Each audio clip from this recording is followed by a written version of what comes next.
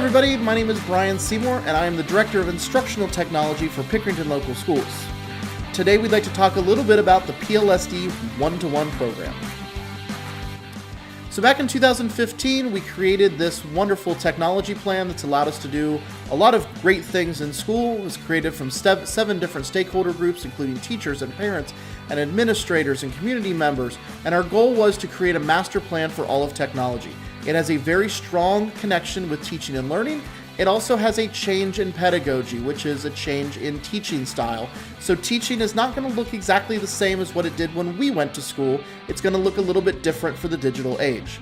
It also allows for a roadmap of devices, and one of those things that it allows is a one-to-one program, which basically means that every single one of our kids in Pickerington Schools is going to be loaned a device that they're going to be allowed to use throughout the school year. Along with that, we had to talk a little bit about teaching practices. If you just hand a kid a device, they don't necessarily learn as well as they can if we change some of our teaching practices. So you're going to see a little bit different. You're going to see a little bit more digital. You're going to see a little bit more feedback coming online, as well as homework's going to look a little different. It's going to be a little bit more digital. You're not going to see worksheets coming home. You're going to see more digital things and things through Google Classroom that they're going to do. So this is basically our version of blended learning that we call tradigital learning, the blending of best teaching practices of a traditional classroom with those of a digital classroom. So the device that your kids are going to be getting is the Dell Chromebook. It's an 11-inch Dell Chromebook, 4 gigs of RAM. It's got a touch screen, rubber bumpers, sealed keyboard as well. So it's pretty rugged, but I still encourage parents to look at possibility of buying a case or really making sure that we're taking care of these devices. One of the things is these devices do belong to PLSD. We do have the right to search them. We do have the right to monitor them as we go through. The students will retain their device for 4 years. So as 5th graders, you will have the exact same device for the next 4 years up and through the end of your 8th grade year. And when you get into high school, you'll get a brand new device. So for keeping a device for 4 years, we really ask that you take care of that device throughout the course of its life. One of the things that we ask, and this is one of the things that we need to start getting in the habit of, is charging our Chromebook at home. So every night when you come home, plug the Chromebook in, make sure that it's charging overnight, bring it into school 100% charged. We are not allowing power cords into the classroom, mainly because our school is not set up for 28 kids charging their Chromebooks all at the exact same time. We don't want any trip hazards or anything like that. The Chromebooks have 11-hour batteries on them, so as long as they're fully charged up, they should be ready and good to go. We'll also talk a little bit here in a minute about the Technology Protection Plan, which is basically an insurance program that will allow for teachers or for students. One of the things is all of our Chromebooks are filtered and monitored 24/7, 100% of the time. So regardless of what Wi-Fi you hit, here, home, Starbucks, what have you, the Chromebooks are going to be completely filtered and monitored. We also have alerts set up, so if our students are looking at anything inappropriate, our school administrators, our school principals will get different types of messages, and we'll have conversations with students. We'll also let the parents obviously know what some of those things are. So basically we have inappropriate material, and we also have harmful effects as well too. The teachers have a program where they can monitor all of the Chromebooks throughout the day and making sure that the kids are staying on task, making sure they're doing the appropriate thing, doing their schoolwork, and not necessarily playing Fortnite in the middle of class. Also, since these are PLSD devices, the PLSD acceptable use policy is in place 24/7, basically meaning that we're doing the right thing. We're using these for instructional purposes, and that policy is available on the school district website if you'd like to check it out and get a little bit more detail on that. One of the other things that we're doing, it's a little bit different, is that we're not going to set up printing for the Chromebooks. And one of the main reasons is we're asking teachers to use less paper in the classroom. So a lot of this is going to come home digital. So you may not have those worksheets with, grades on the top of them, but what you will get is if you ask your student to log in through Google Classroom, you'll be able to see all of their work digitally and all of the feedback that the teachers have given digitally throughout the course of the year inside of Google Classroom. Also, on the Chromebooks, yes, apps can be installed, but only the apps that we have approved as a technology staff and as a teaching and learning staff are going to be ones that students are going to be allowed to download. So these are educational in nature apps. This, once again, this is replacing our textbooks, replacing our instructional supplies. So this is an instructional tool. And we're going to expect that it be used as an instructional tool. It's not something to play games on. It's not something to watch Netflix on or those types of things. It's an instructional tool that we're going to be using in the classroom for instructional purposes. One of the things that we do ask you to do is personalize your own Chromebook. We ask you to put your own stickers on the front. Personalize it to yours. One of the reasons is every single one of these Chromebooks looks exactly the same. So if you go ahead and put some stickers on there, personalize it, make it your own, it's going to be easier to find. It's going to be easier to know which one is yours. The two things that we ask that you do not cover up is the PLSD logo and the asset tag number, which is in the bottom corner, which starts with an 18. Anywhere else on the front cover of that is fine. Please do not put anything on the bottom. Please don't put anything on the sides. That's where all the vents are at. That'll actually stop your Chromebook from working.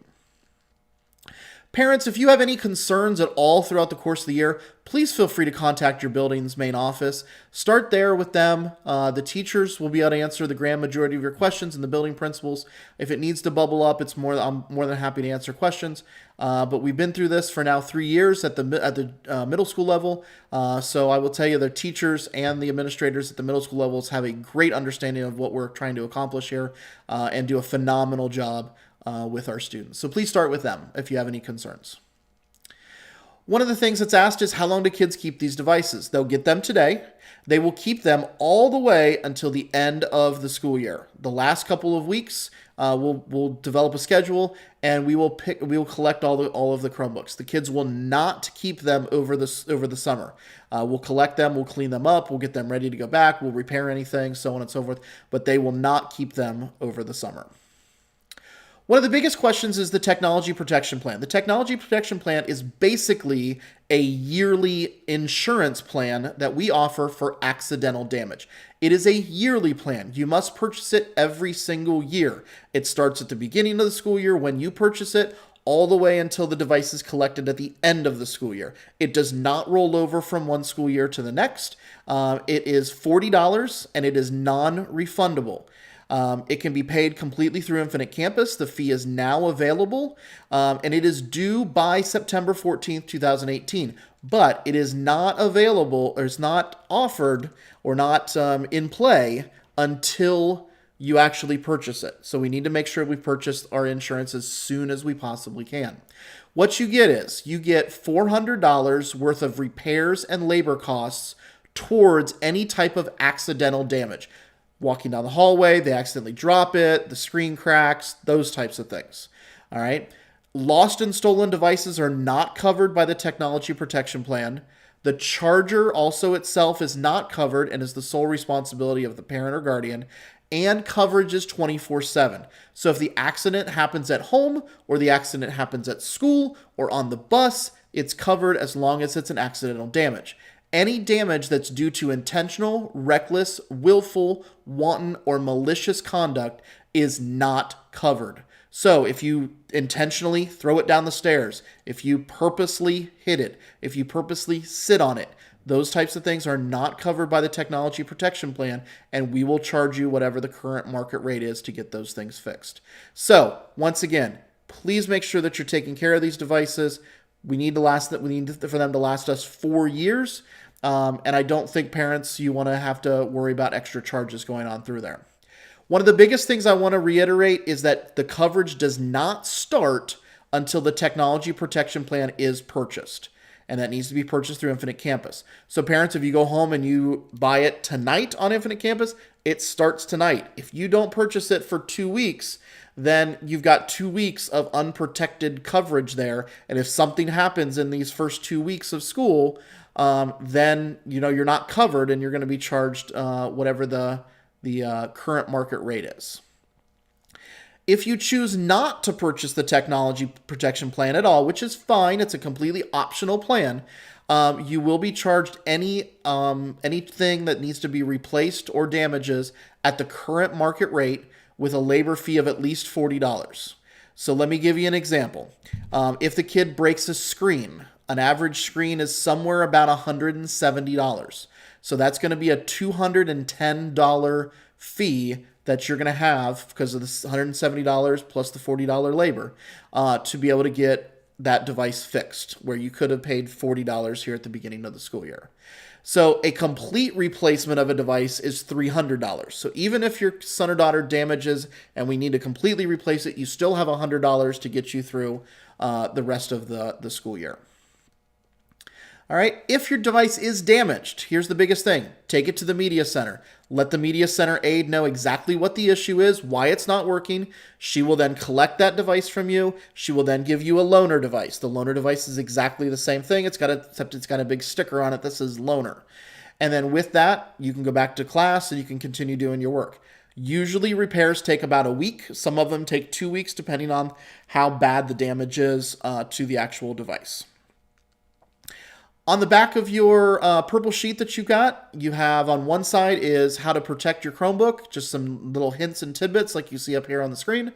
And then on the other side is a complete description of the technology protection plan. So please take your time to look through that, decide if you feel that you guys need those, and then if you do, once again, through Infinite Campus, please. All right, a couple of FAQs, just kind of reminders that we go through. One, charging is the big thing. This just needs to be habitual, and we just need to get students in the process of doing this every night. Find a place in your house.